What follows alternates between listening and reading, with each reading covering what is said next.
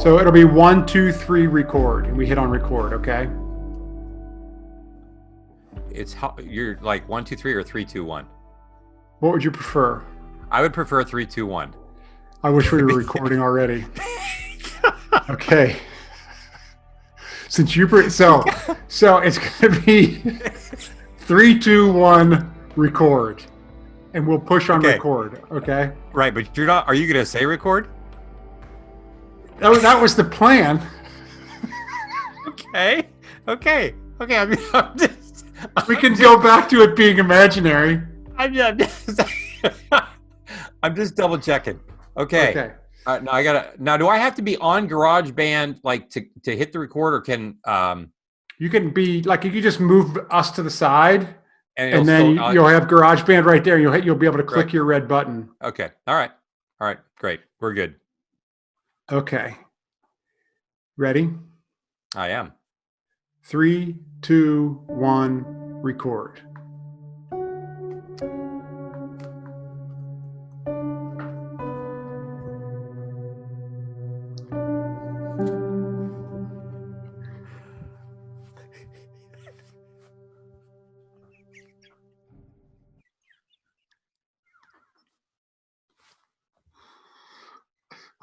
We never should have chosen an afternoon to record because I've already had a completely full day, and everything's going to make me laugh today. It's not good. It's the best. And I can see you're on the verge of losing it yourself. Okay. Oh my gracious. All right, here we go. Yep. Welcome to the Being Node podcast. The Being Node podcast, where we discuss nodes and toads. Let's try that again.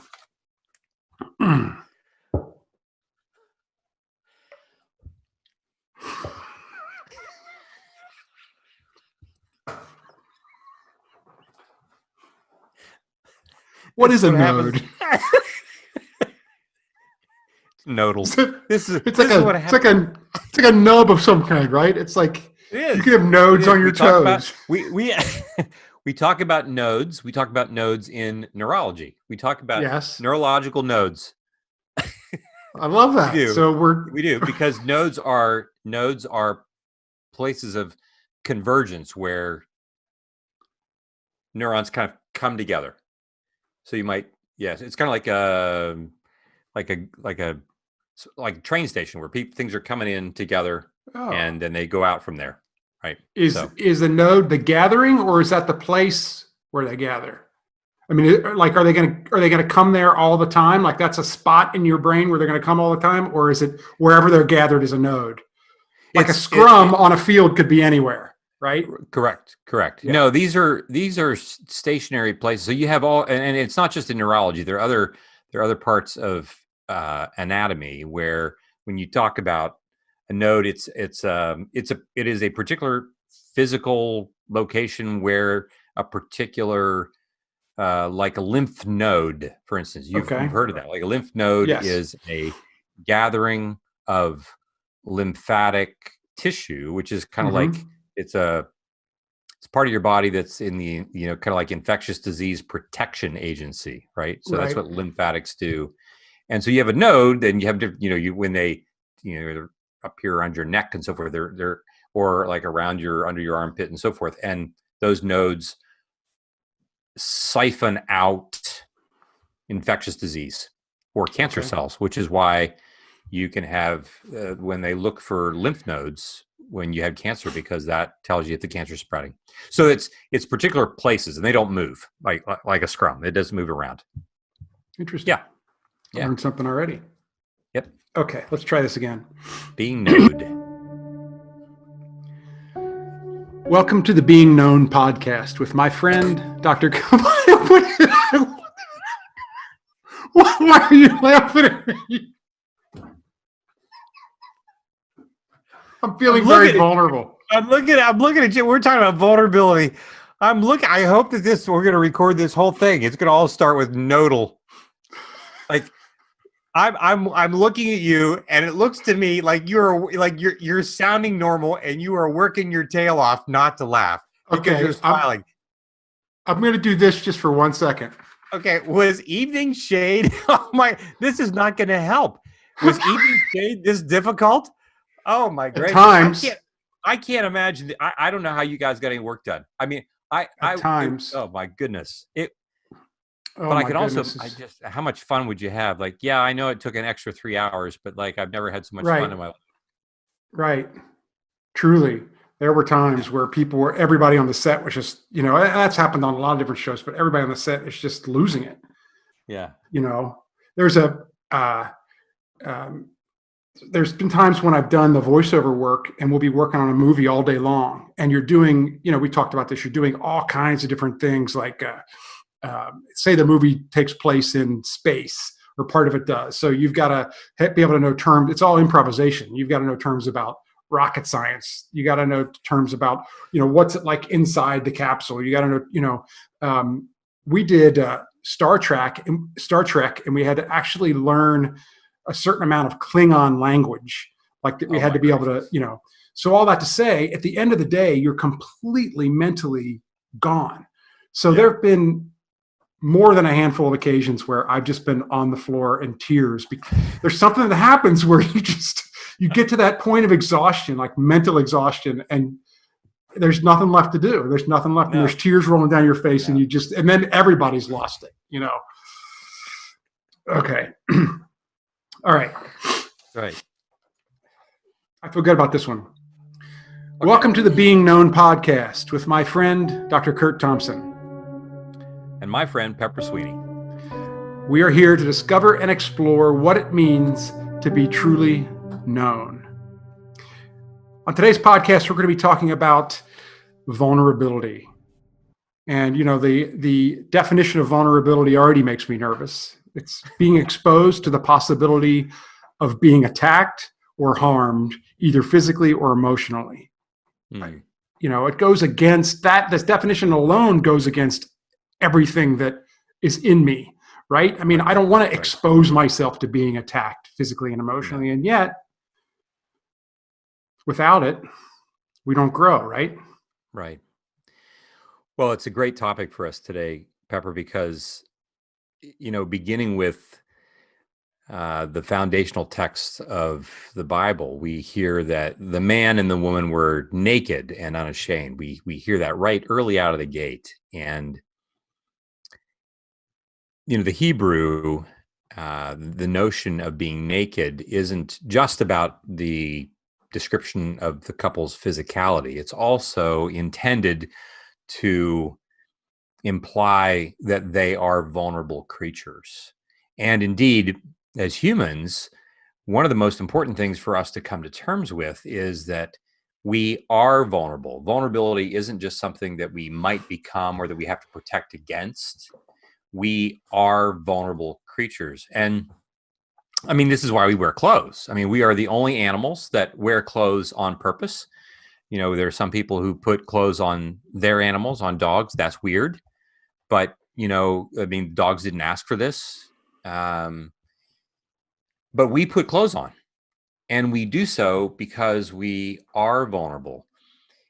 But it's also the case that, and you're right, our vulnerability is what makes us available to be hurt, available to be harmed, to be attacked.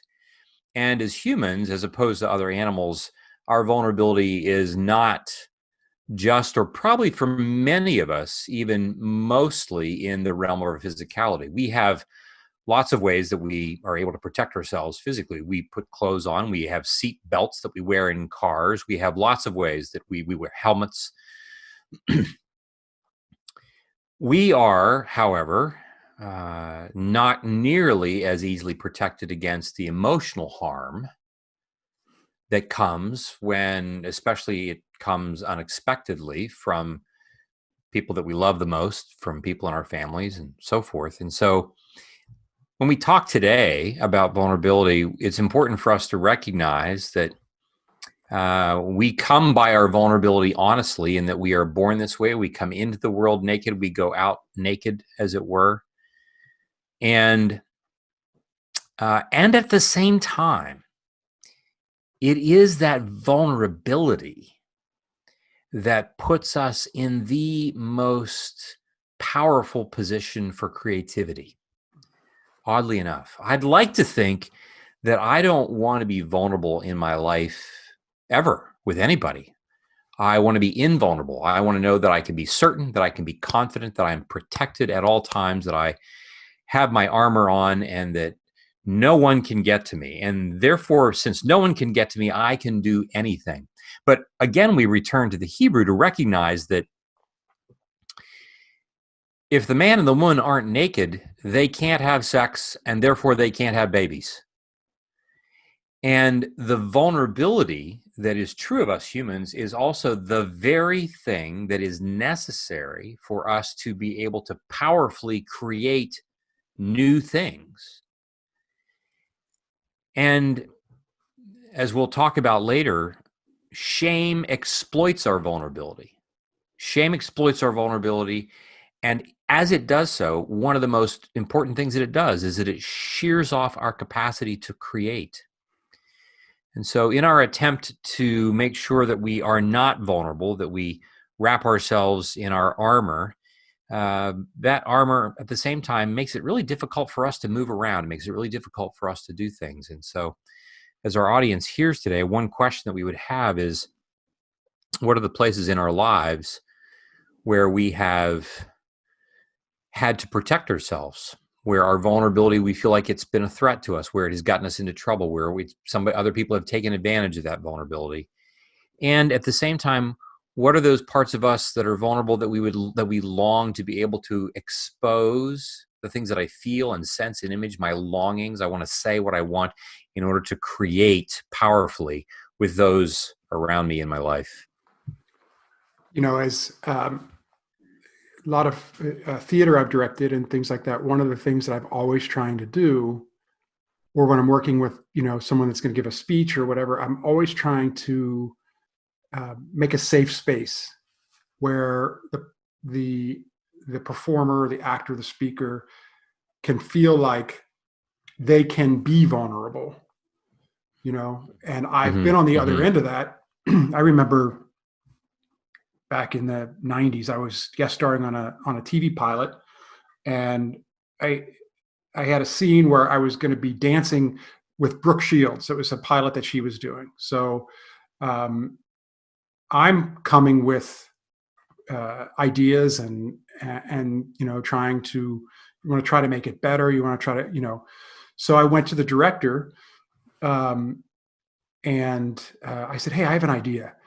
And I should have clued in to the look that he gave me before I even said what my idea was. But in front of everybody, he just said, that's stupid. I don't want to hear another idea out of you. Wow. And I don't know this story. And I just shrunk, right? I mean, I just, and I was, so young actor and just excited to be there and all those things. And he talked about shaming your vulnerability and zapping all creativity. From that point on, I just, I was so stiff and just, just doing what I was, expected to do. And that shame, I think you're right. It just really, it comes up, destroys the vulnerability, and then or shames you because of the vulnerability, and then it destroys your creativity. Right. I was thinking about you as an actor and all the many conversations that we've had about your experience with that, and I think about the vulnerability that is required for anyone to create.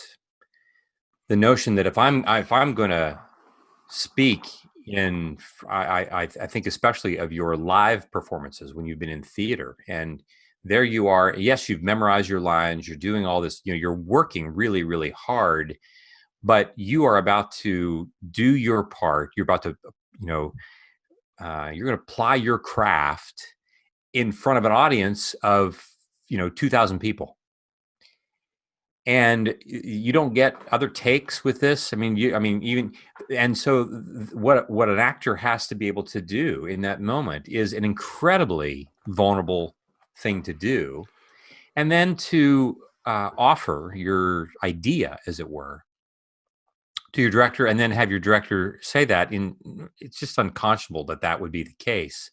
Director who apparently wasn't aware of, not only were they, trying to solve their own, that director's solving his own distress about what, but also not aware of what he was doing to shear off the creative capacity of the one that he was trying to actually help and enhance. I've never understood that as a tactic, a tyrannical director of, I mean, to me, it's always been about building that environment where people can be comfortable enough to be vulnerable to then reach their best in creativity, for sure. Right. Yeah. I mean, well, it takes a certain amount of vulnerability even to say, hey, I'm going to be an actor. I'm going to go do this. Right. And I've just this past week, I experienced that when it comes to our podcast. I was, I've never done this before. It's outside of my expertise to a certain extent, and oh, good. That makes two of us. That's great. we got two complete lunatics at the helm of a podcast. We have no idea what we're doing. Right. We both we stepped out of our sweet spot a little bit, but we couldn't create this if we didn't allow ourselves to be vulnerable and try it. Right. That's right.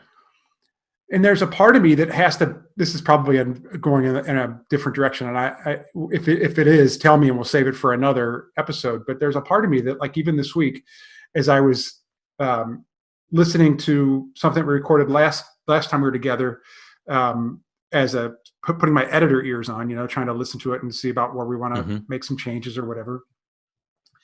And I hear myself reciting a poem. And I don't know what the order of these podcasts are going to be released, but the last one that we recorded, this happened in. And I thought to myself, for a split second, I was like, who do I think I am? Like what? Really? You're but it was a very vulnerable thing for me to share to a certain extent. Right. And then that voice that comes around that wants to say those things to you and stop you from going to those places. Right. Right. Yeah. Well, I think, vulnerability, not only does it begin early in our texts as people who are believers, but it also begins immediately with, it's just a continuity. There's the vulnerability of the sexual act in which, a husband and wife are having this act. And if you want to have babies, you are you're opening yourself to an act over which you don't have control. You don't know if pregnancy is going to follow. You can't guarantee that outcome. We are not in charge of that. And so that's like all acts of vulnerability. We are vulnerable, and then I have to wait for your response. And so what's the outcome of this? If a baby is conceived and the baby then comes into the world, that baby also comes into the world naked. She or he comes into the world, as we like to say, looking for someone, looking for her, and she hopes that somebody will find her. But there's no guarantee. There's no guarantee of that. And so those acts of vulnerability, you're acting, my doing work, writing a book, us having this podcast, they are actually acts of vulnerability that are bids for intimacy, because this is what intentional acts of vulnerability are, bids for intimacy. When that baby comes into the world, she is asking for intimate connection with mom and dad. That's what she's asking for. And the first thing that happens is they put her up on mom's belly, on mom's chest, and it's right there. We're going to be intimate together. And that never changes for the rest of her life, for the rest of our lives. all acts of vulnerability are also acts of great bidding for intimacy. And I can't guarantee that the person to whom I'm making the bid is going to return that, is going to be able to receive that and say, thank you, your bid is welcome here in some way, shape, or form. And so from the very beginning of life, we see that in order for life to flourish, we live in a world in which vulnerability is an important and immediate and integral part of how we as human beings get along with each other.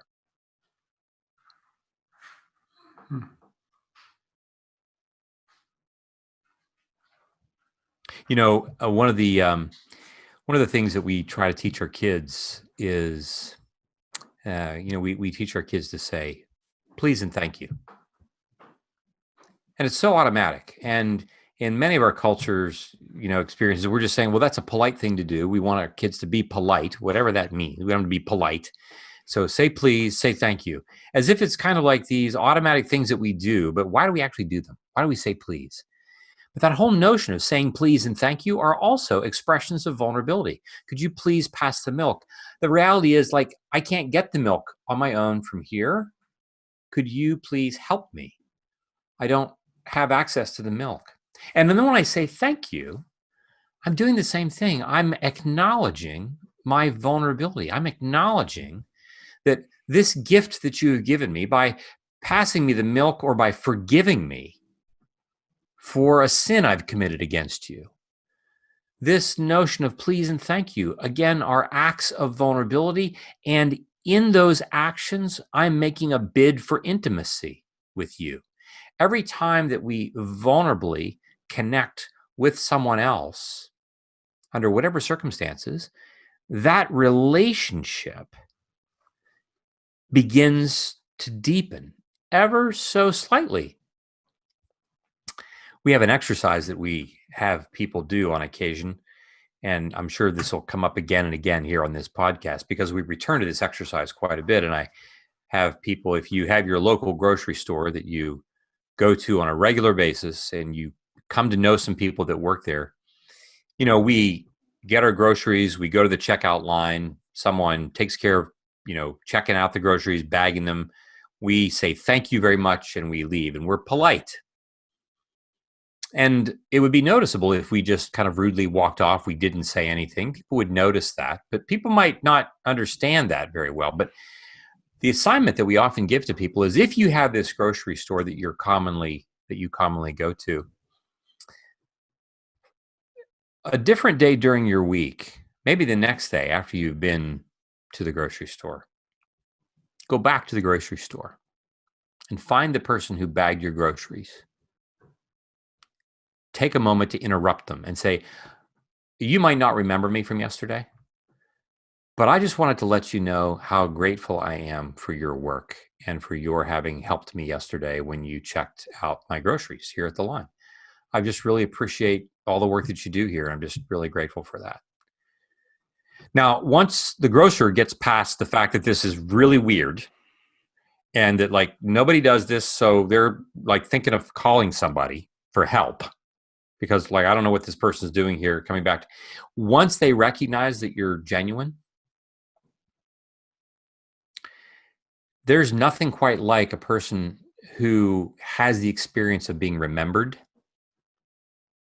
of being thanked in that way. But for us who are practicing this, to go back and say, thank you for this, it's an act of vulnerability because, of course, who does this? We all say please and thank you quite automatically. It's quite culturally normal.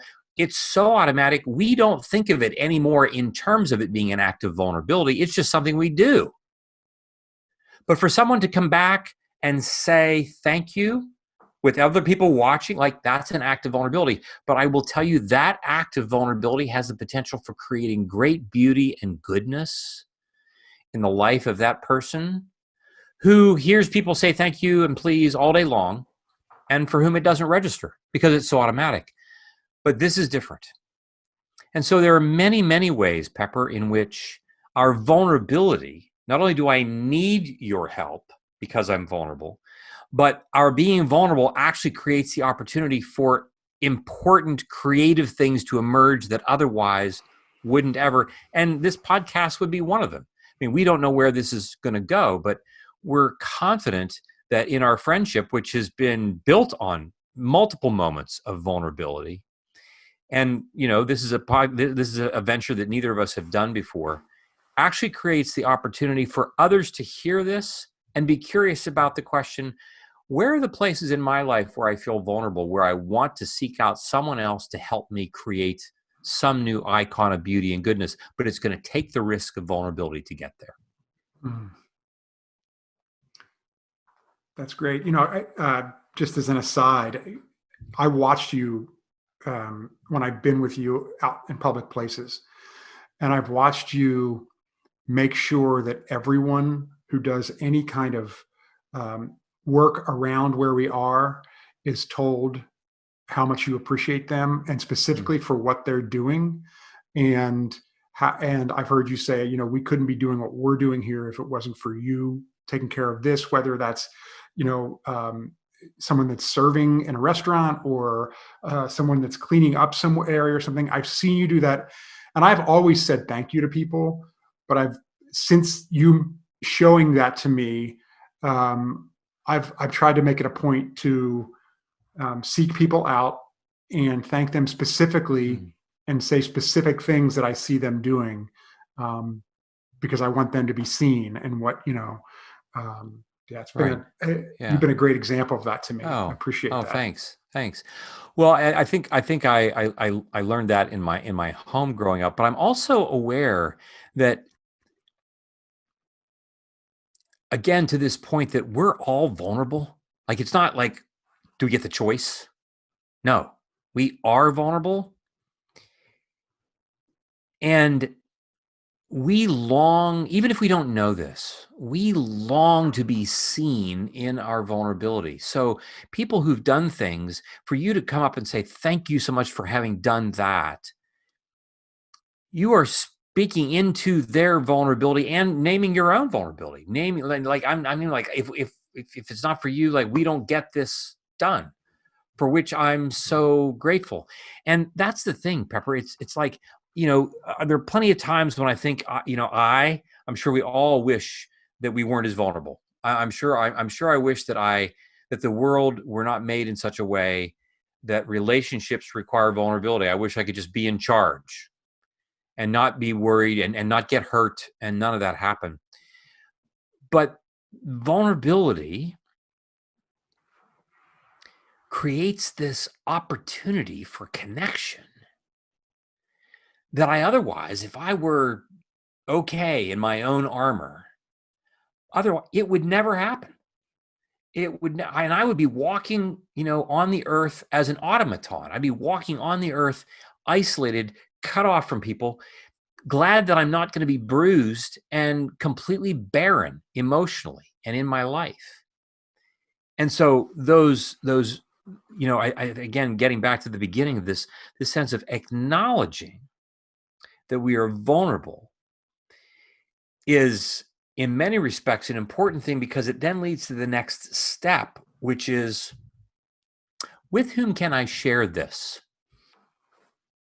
With whom can I begin the process of no longer hiding my vulnerability from them, but I'm actually going to reveal my vulnerability with these people in this particular way? Who are the people by whom we are being so deeply known, such that there's nothing about me that they don't know? And it's in those kinds of relationships, when I'm able to be vulnerable, and especially about the parts of me that I hate the most, those relationships create the lattice work for my mind, quite literally, to become less fragmented and more integrated. Because if I'm seen by you, and especially the parts about me that I hate the most, the energy that I've been burning, trying to protect all that, manage that, secure that, I now no longer have to burn that energy, because this part about me that I've hated the most is now known by another, and you didn't leave the room. in my vulnerability, you've actually come closer. And it doesn't make me less vulnerable, but it makes my vulnerability that much more resilient. It makes my vulnerability that much more capable of being even more vulnerable with you with the next piece of information about my life that I worry about. And that was the question. That's what I was going to ask you. Do we get more comfortable with vulnerability in practice? I think, well, you know, you and I have shared some things that have been pretty intimate about our lives, and I have moments in which I just remember, having shared something with you, and you look at me with with receptivity, and I only want to I can't wait till the next time I get the chance to share the next thing with you about this. And of course, with that being the case, I grow in confidence, not just in sharing vulnerably with you, but I grow in confidence in being able to share vulnerably in appropriate ways with everyone. It doesn't mean that we're vulnerable to the same degree with every person, but it means that we become more comfortable living our lives, recognizing and acknowledging that, like, I'm a vulnerable person. And so even with people that we might not know, we find ways to be vulnerable in ways that are not necessarily going to be threatening to us, but that we can be confident in. And in so doing, one of the things that we discover is, like, look, everybody's walking around vulnerable. No, most of us aren't paying attention to it because we're just too busy protecting ourselves, until we come across somebody who actually behaves in a transparent, authentic, vulnerable way. And the moment they do, their vulnerability moves like with rapier-like precision and touches parts of our hearts that we've been working really hard to hide. Now, that doesn't automatically mean that I'm going to have the courage to equally share with you, but it certainly brings to mind something that perhaps I didn't know I was carrying around with me. And it does make it more likely that I am more willing to share things with you when you take that initiative. And so, to answer your question, we absolutely do become more effective as we practice this. And so, practicing vulnerability in an intentional, thoughtful, wise fashion actually becomes a skill set for us. It's not just, oh, well, Pepper's vulnerable and Jim isn't. It's more a matter of, how can we practice this and develop this as a skill set in order for us to be transformational beings in the communities in which we live, in our marriages, with our families, in our workplaces, all these places where everybody in their vulnerability is working really hard just to protect it. When we enter into those spaces with wise acts of vulnerability, we create more and more opportunity for greater creativity, because we begin to create the space where people can be vulnerable as well and no longer have to walk around managing all that shame that they're burning energy to do. So can you talk to me about, you mentioned a couple of times that we want to do this in a wise fashion. Can we talk about that a little bit? So what would it look like to be unwise with our vulnerability? Two things come to mind, I think. One is, I'll start with the more obvious thing. We live in a world in which it has become quite fashionable for people to be vulnerable in the platform of social media. And in their vulnerability, they're making all kinds of confessions of all kinds of things. But they're not doing it with a human being. They're doing it into a vast ocean of kind of nothingness, right? You're typing it into a screen, into a phone. And you're not actually having to look at the person who's looking at you as you're talking about it. You're not actually looking at all of your, 1,500 friends. This would be very different if you were standing on a stage and kind of emotionally undressing in this way in front of 1,500 people who are all then going to be asking you questions and making, that's a very, very different thing. And so what we often think is courageous vulnerability when shared on social media, I would say serves a different purpose and is not always is very healthy. So one way that I would say that's important about vulnerability is that to be wise about vulnerability is that we have different things that we can be vulnerable about. So something as simple as I don't really know how to work this machine. It's a simple question. It's a simple thing to say. And we might say that to someone. I'll never forget. My kids were in high school and college, and I had something I had to do on the computer, and I wasn't able to figure out what it was. And they knew, and I knew that I wasn't. I mean, it's a thing in our family. Like Kurt is not your tech master that you go to if you have questions about these kinds of things. But at the time, I had just said to them, "Hey, I don't really know how to do X, Y, or Z. I forget what it was. And I wonder if you could help me with that." And one of them, turned and said something that actually, he was making fun of me, and kind of making fun of me in a way that was like you know that when you're being made fun of playfully and when you're not being made fun of playfully. And this was not so playful. And I remember saying to them, I don't really know what I'm doing. And it took a lot for me to ask for your help, and it hurt my feelings. And, they were immediately, they were immediately moving to repair the rupture, immediately moving. And, which is why, like, I don't deserve the kids that I have. I mean, they worked, but it was one of those moments where, like, I'm being vulnerable about something. It's just technology. Now, there may be other deeper things about my life that I'm not going to share with my kids. There may be things that I might share with my neighbor about, like, I don't really know very well. I'm not very good with mechanics, with tools. Like, I might say that to my neighbor who's like the local, neighborhood mechanic, he fixes everything, right? I hate that guy.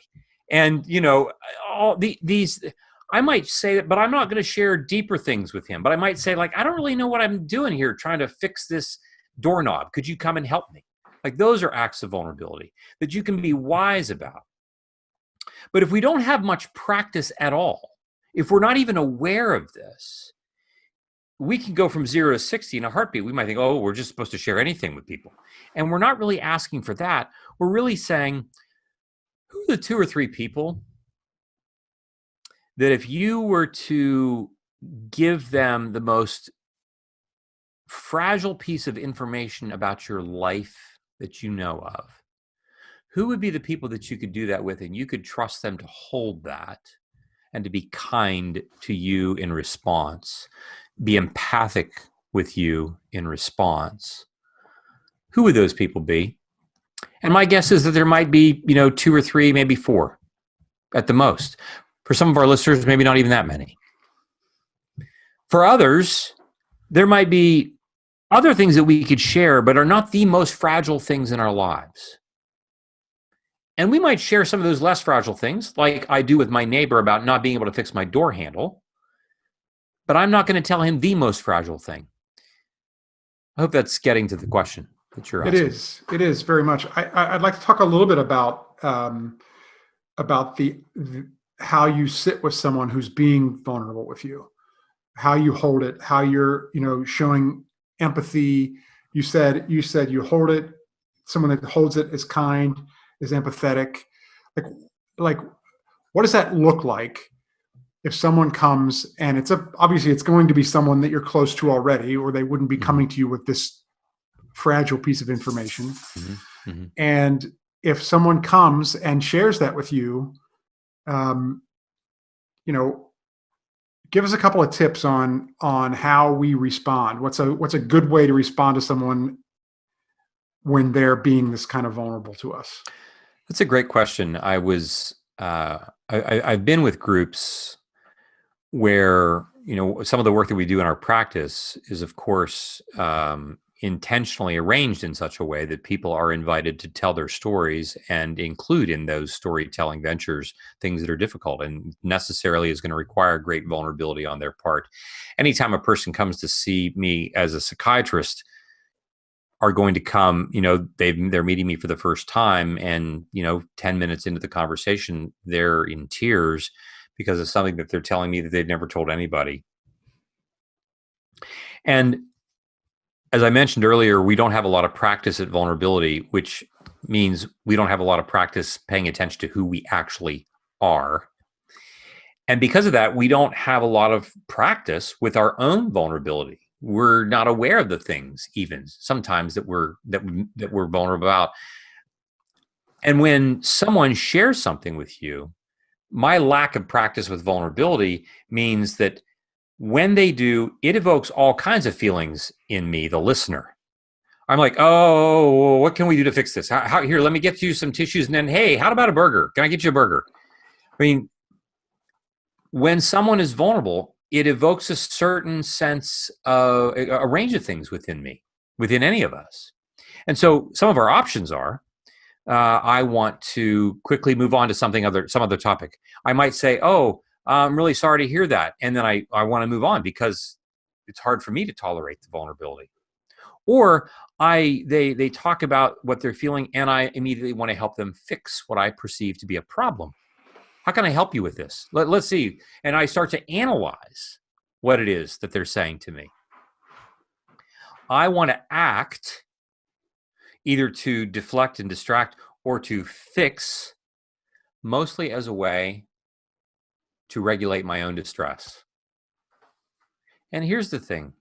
When people are being vulnerable with us, here's the first tip that's important for us to know. When people are being vulnerable with us, what they mostly need from us is our empathic presence. They just need us to be present and with them. And you're like, well, what does that mean, to be present? It means to comfortably, carefully look at them in the eye, to be aware of our own body posture that is not tense, that we are actually at ease, so that we send the message to them that the story that they're telling us is welcome in this space. I also want to notice that I'm going to be curious about what they're telling me. I want to be curious and say, could you please tell me more about that? Is there more that you would like to say? I might also validate.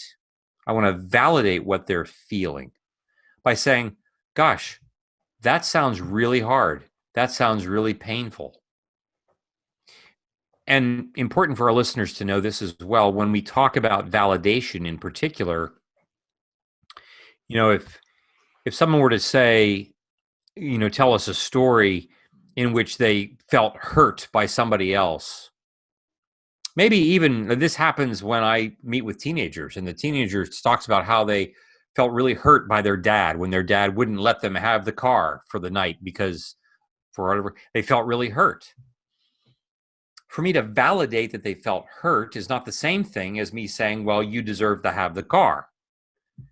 To validate what they feel is to essentially acknowledge that the experience that they're having, being linked to the feeling that's being generated, makes sense.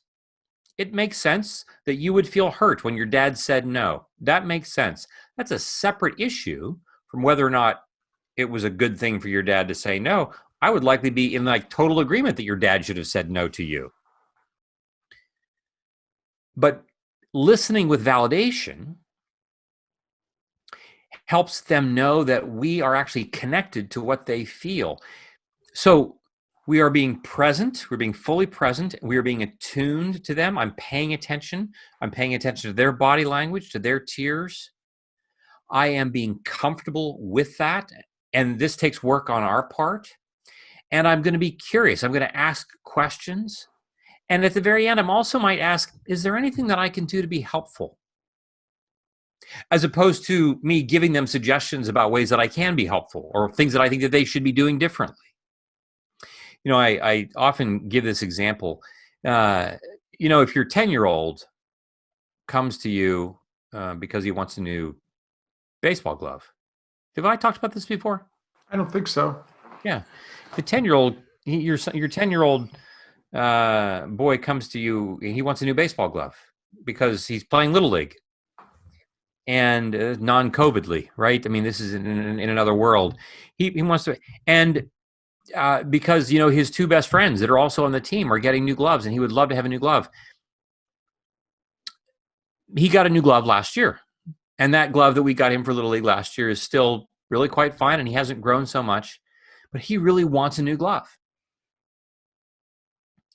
And he's being vulnerable. He's asking for something. He's asking me, his father or his mother, he's asking for something. And I'm going to say, I'm really sorry, but we're not going to get you a new glove. But I want to tell you, I want to hear more about why you want a new glove. And he might say, well, and give me all the reasons why, because he wants to, his friends are getting a new glove, or he wants to, he thinks the new glove is going to be helpful with him on the field. The thing is, he really wants to play this game well, because he knows that if he plays this game well, you're going to be proud of him. And you're still going to say no, and he's not going to get what he wants. But he's being vulnerable because he's asking for something, just like the person who's coming and telling you their story of trauma or their story of distress or loss. And we want to say, I really get where you are. I really understand where you are. You really want this glove, but we're not going to be able to get it for you. But I want you to know that I'm not going to forget it. And the next day, you're going to come back and say, just so you know, I remember that you asked me for the glove, and I haven't forgotten, because I know that you want to play this game really, really well, and I'm going to see to it that I'm going to do everything in my power to help you do it. And in the same way, when people come to us with their pain, it's important for us to know that more than a solution from us, they need our presence. And we so underestimate our presence, the value of our presence. We underestimate look, I'm not having any trouble having people make appointments in my practice in Washington, D.C. I don't think I'm ever going to have trouble with this. People are dying to be heard empathically.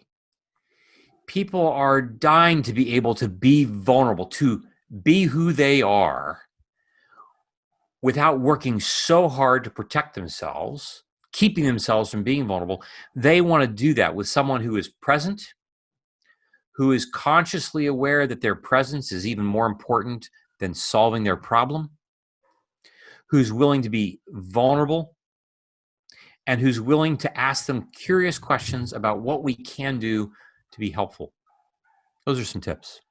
Those are great. Look them in the eyes, have a relaxed posture. I mean, just sort of straight ahead tips there, I think are really helpful. One last thing I'll say about this. We can't actually be that for people if we don't have people being that for us. Right. We can't give people what we don't have. And so for our listeners who want to really use this skill set, want to develop this, it's important to know that I can only offer to others, my friends, my neighbors, even my enemies, I can only offer to them, I can only create space for them to be vulnerable with me to the degree that I'm having the experience of others coming and allowing me to be vulnerable in the same way. Yeah. So just, there's so many things I want to, so with empathy, right? And you're hearing these stories, or someone's telling you a story, or even you in your practice. How do you guard your own heart to a certain extent? Like, how can you be there for the person without feeling it so deeply that it's just an overwhelming, that you take on some of the emotion of the other person? Well, I'll reflect on that by going back to what I just said, that my ability to be empathic in the office effectively, we like to say that empathy has its limits. We live in a world in which again, we would like to be able to do whatever I want, and whatever the negative consequences are, I don't want to have to pay the price for that. So that has translated into a situation in which now it's a common thing that for many people, for them to receive empathy from you, not only means that you feel what they feel, but you also agree with whatever it is that they think is true about their life. And so you must also agree with what I think about my situation, not just that I feel bad, but my thinking about my situation. You must be in agreement with that. And if you're not in agreement with me about this, then you're not truly being empathic. And it's important for us to differentiate that. And when I say empathy has its limits, I use the metaphor of if the river that you're standing next to was at flood stage, you live in Covington, you live in Cincinnati, you know this. When the river's at flood stage, if you found yourself tied to a rope that was tied to a tree on the bank of the river, and that rope had a certain length, and it could come and go, and you could get a certain way, a certain distance out into the river, people that were coming, but there were people that were in the river and they were drowning. You could extend that rope as far out as you could go. And you have lots of options for people. You have a couple of options for people who are coming by. You could let go of the rope and swim out, and you both drown. Or you could make sure that you take you and your rope up next to the tree, and you could wave to them and say good luck. Or you take your rope and you extend it as far as you can into the river. And you can be helpful, but you can only go so far. And in the same way that a lifeguard, he's empathic, she's empathic, she's coming for the drowning person in the pool. But if the drowning person starts to fight the lifeguard will do what? The lifeguard will back off and allow the person to go under. Because empathy has its limits. And allow the person to go under and then pull them up and bring them in. And so it's important to know that that lifeguard is able to do that, able to make that decision, able to guard their heart, because that lifeguard has had plenty of training with other people. Other people have taught them how to do this. And so in the same way, the way that we don't ourselves drown in other people's sorrow, as it were, is by making sure that we ourselves are also empathically connected with others. When others can also teach us through their empathy with us what those limits are like, we learn that we are not alone. And if I'm not alone in my empathy with someone else, I can learn that there are I can feel what you're feeling and recognize that there are limits to that. But that takes practice, and that takes opportunities of being able to say to someone, just like we would say to our child. Our child's really upset. They're really, I know, I want to go here and do this. What you need, honey, is to go to bed. And they're really upset. And you're a parent, it's breaking your heart, but you're going to say, we're going to bed. For many of us, our ability to have that experience of experiencing difficult emotion and yet knowing that we can be okay, even in the difficulty of emotion, is largely what secure attachment is about, which we'll talk about in another episode. But that secure attachment helps us learn how to practice empathy in a proper way so that I can know what it's like to feel what you're feeling and at the same time maintain my own sense of myself. And in feeling what you're feeling, my hope is that you can feel felt, be more regulated, and then make wiser choices because you're now no longer being wrestled to the ground by your own emotion that's trying to wrangle you. Being empathic with you enables you to be more calm, less anxious, and therefore more thoughtful. But that doesn't mean that you're necessarily going to make wise choices. Empathy is necessary but not sufficient for us to flourish. That's great, Kurt. Great stuff. I go back to the early on in the conversation when you pointed out the fact that, we are vulnerable. It's just something that we are, right? And if we want to have deeper relationships, if we want to be creative people, if we want to belong, then you better embrace the suck, because you gotta be vulnerable, right? I mean, you're Right. you already are. So you embrace it and move forward with it the best that you can in order to grow and be at your best. Yeah. Yeah. Yeah. I think it's, you're aware of this. I have on Tuesday mornings for the last 25 years, on Tuesday mornings, I have a couple of guys that I meet with for prayer and confession. And I also have a spiritual director I meet with once a month for the same purposes. And those relationships, among a number of others, I mean, I'm not, you and I aren't together that often, but whenever we are, like we go to bare metal, like there's no holds barred on what we talk about. And I think that when we practice vulnerability, in other words, we don't just wait for those moments to show up and then we'll be that when it happens, but we practice vulnerability on a regular basis. It's like a muscle that we exercise, and that muscle becomes much more effectively useful. It becomes strong. It becomes versatile. It becomes resilient. And in so doing, it means you learn not just to be vulnerable in those explicit pockets where you're practicing it, but you can also learn how to be vulnerable in appropriate, wise ways throughout your day, and therefore create space for others to learn to grow in their vulnerability, create space for others to be healed, even in small ways that we otherwise wouldn't necessarily expect to have happen.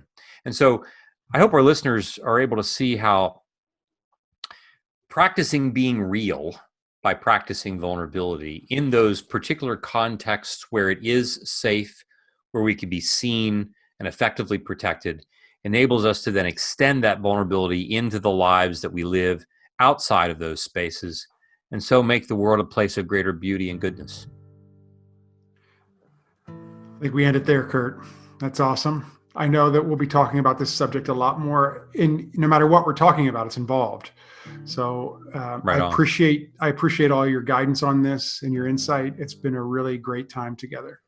Thanks, Thank Pepper. you. It's been a pleasure. Till next time. Until next time. Love you. Love you too.